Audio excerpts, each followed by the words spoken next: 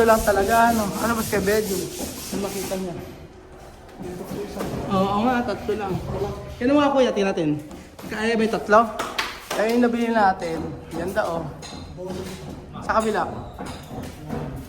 Tatlo lang talaga, ano? Hindi na maganda pag, ano. Tingnan natin dito sa kabila. So, ito binili natin mga amigo, ratan siya. Ganda niya. Oo, tatlo lang. Oo, malalaki yan. Okay na? Oo. Lima. Medyo light pala siya, kuya, ano? Magla-light pala siya, no? Pag natuyo. Oo nga eh.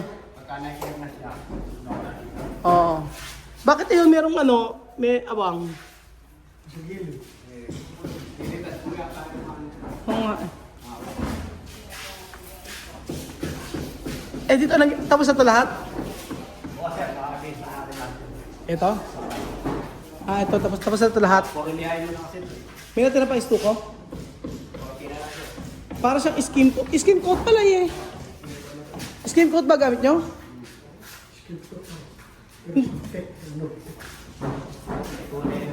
Skin coat ang gamit nyo? Hindi yan na istuko. Ha? Ano? Yan din ni Marvin. Skin coat siya. Na kulay gray.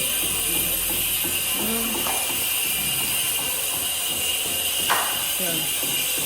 Yan pala kulay niya. Kaya alam, natatanggal ko eh.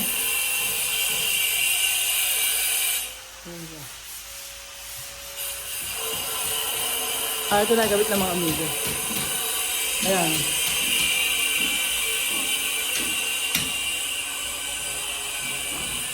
Tinanggal nyo. Oo.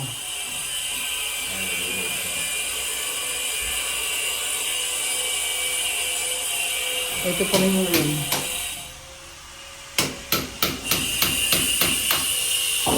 Nung nakaraan kasi may lagay sa sobra dito. Hindi maganda pagka sobrang dami. Oo, sobra. Nakikabit na rin nandito. Isa pa. Kita yan. Tapos, ayan po. Tapos naman na dito eh. Sa part na to. Tapos na dito. Ayan. Tapos ayan mga amigo dito sa part na to. Nagpalagay tayo dito ng kitchen. Ayan, may kitchen dito. Lagay tayo ng kitchen kasi po mga amigo, mas maganda na may open dito yung kitchen. Para po, halimbawa nag-iihaw, ganyan. Tapos may lababo. Sa part na ito nagpalagay ako. Tapos sa may kabila po mga amigo, yun po, nagpalagay din po tayo doon. So halos tapos na po yung ating resort mga amigo. And then I think tomorrow, ikakabit yung cladding dito. Meron na yan, na-order na. So matatapos na po mga amigo. Totoo na to. Mahirap matagal kasi pagka-finishing mga amigo. Parang wala siyang natatapos. O parang wala kang natatrabaho pero marami po.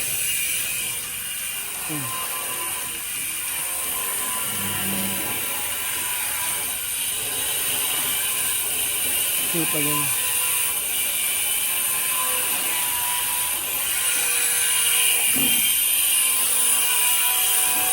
Ayan.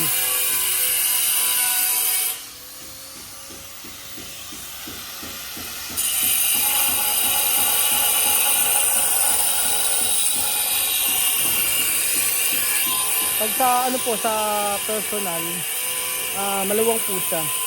And then marami nagsasuggest dapat nilakihan daw yung swimming pool, dapat nilakihan ito. Okay na po to, pampamilya naman po ito eh. Pagka sa sobrang laki, mawalan ng space dito. Eh maganda nga po kasi maganda po kasi pagka sa may event, halimbawa mayroong kasal, magagamit po ito. Pwede magamit po ito para po sa mga birthday. So tingnan po natin mga amigo sa opisina. Ayan.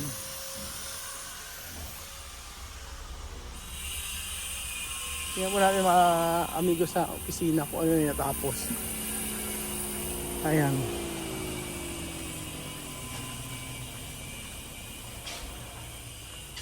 Ayan. Okay na rito. Ayan. Ito. Magdala si Marvin ng ano ng tiles. Okay na. Ayan. Tara! Ganda Medyo maliit lang yung CR natin dito. Pero kasi, sa opisina lang naman to Pero ganda lang tiles natin. Ganda lang tiles.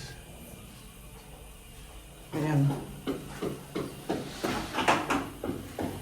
Ito gusto ko tiles na to. Ganda. Okay lang, hindi pala ng isang ilaw dito. Dapat wala nakabili. Magandang ilaw. Natin. Maganda isang ano dito. Magandang ilaw. Maglagay tayo ng magandang ilaw dito. Para maganda po sa may ano. So, ayun po mga amigo. Minsan akala natin kapag pagka finishing talaga medyo akala nyo yung mabilis pero matagal po yung ano. Matagal po yung ginagawa kasi pulido mga amigo. Para pulido. Ganyan. Ganyan.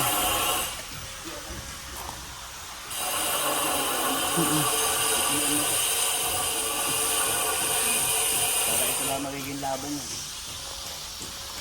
Ito yung gagawin natin sa may ano. Open lang po siya.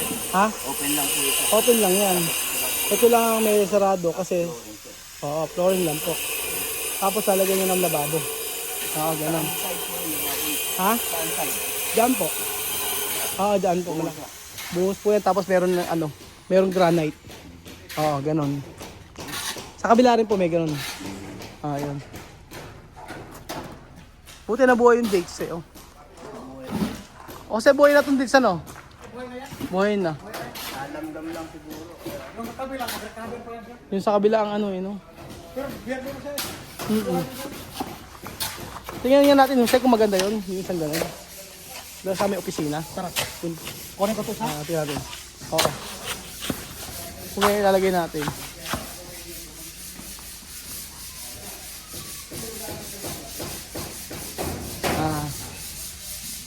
Tingnan natin kung babagay sa opisina.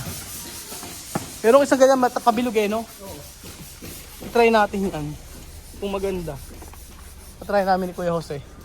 Kung maganda ito sa opisina. Wala pa sila Marvin Kinuha yung may mga kulang materials yan. Try mo maganda sa gitna. Okay lang. Okay naman. Oo. Jose, yung bilog, di ba may bilog doon? Yan ang mga Kuya Jose. Hindi, okay lang. Tama yung ginawa ko kanina. Oo. Kasi di ba kaya naman? Okay naman. Gusto ko ganyan, malaki. Yung bilog, ganun di ba may bilog yung isa? Yung pag ganun? Oo. Para sombrero? Parang sombrero. Di ba balik kasi maliit dito? Oo nga Pwede yun. Pwede yan. Yan. Para magandang tingnan kaysa maliit. Di ba? Kasi, tingnan natin pag malayo. Ayan, maganda lang tingnan. Medyo lang. Medyo malaki. Sa kabila naman may may cove naman yan May ilaw naman sa mga pagitan yan. Sa gilid may mga ilaw niyan. Okay na din pala Mura pa Mura pa. Tara na. Pagkabila 2,000 2,000. Ang bili po namin na dyan 2,000 lang po ang isa. Tapos po meron mas maliit dyan. Kalahati niyan 1,800. Sabi ko ba't ang mahal naman ito? Tapos 200 lang ang difference. Sabi ko gano'n. Punta kasi kami sa palengke. Sa palengke lang po namin binili yan. So, ayan. Kasi pag may hindi gusto, ipabago na hanggang maaga. Tapos ayan po mga amigo dito, may ilaw din po yan, diretso yan. Naantay namin si Marvin, wala pa. Ayan, may ilaw din dito sa ilalim. Ilaw. Ayan.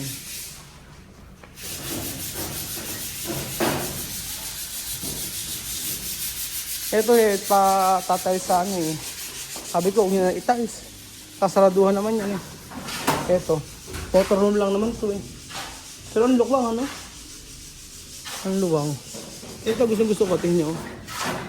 Pag yan pa. Pag nalagyan po mga amigo ng ng pampakintab. Maganda. Yan. So ganito po ang eksena mga amigo pag mga alas 12 ng tanghali.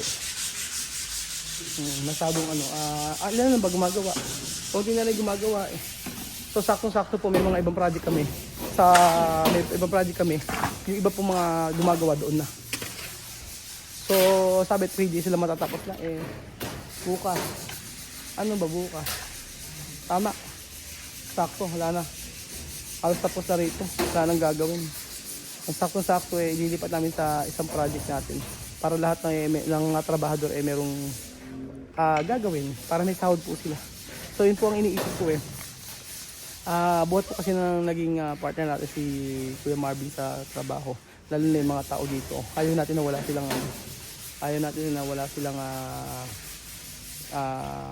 trabaho. Gusto natin lagi sila may gagawin para at least yung pamilya nila mabigyan ng kahit papaano sa araw-araw may sinasahod. So sometimes nagiging nagka-cash advance sila kasi syempre kailangan nila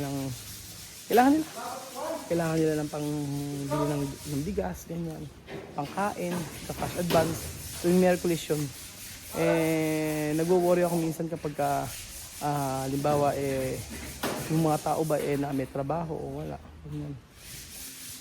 So anyway mga amigo, lalo na merong nakaraan naka-aksidente na motor. So siyempre papagawa yung motor, mga ganun.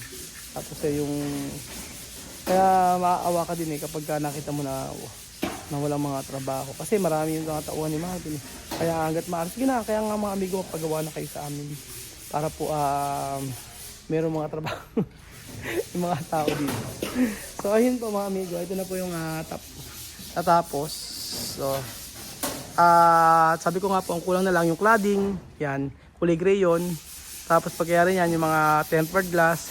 Tapos dito po mga amigo, yung poles natin, nagagawin lang po na stainless. Nilay na po natin.